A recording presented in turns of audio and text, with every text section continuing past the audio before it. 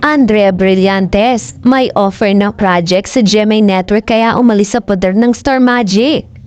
Usap-usapan ngayon ang biglang pag-alis ni Andrea Brillantes sa talent management nito sa Star Magic. Ayon sa pagkakalala kasi ng ilan, nirenew ni Andrea Brillantes ang kanyang eksklusibong kontrata noon sa ABS-CBN noong July 2023. At ang extension ng kontrata ay nagpapanatili sa kanya sa network hanggang 2026 pa dapat.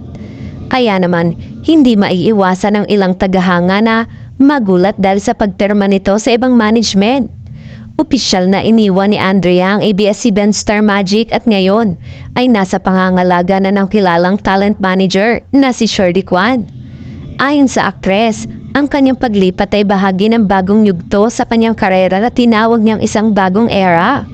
Dagdag pa niya, marami siyang pinagkakaabalahan ngayon kasabay ng kanyang bagong pamamahala.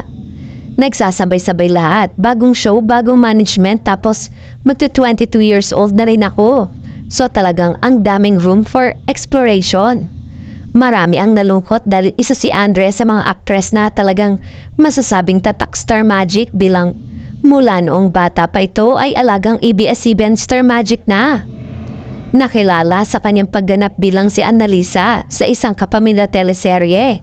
Nakilala siya sa kanyang mahusay na pagganap sa mga kontrabida role, kagaya ng kanyang pagganap bilang si Marga Mondragon sa TV series na Kadenang Ginto na nagkaroon ng remake sa ibang bansa dahil sa tagumpay nito.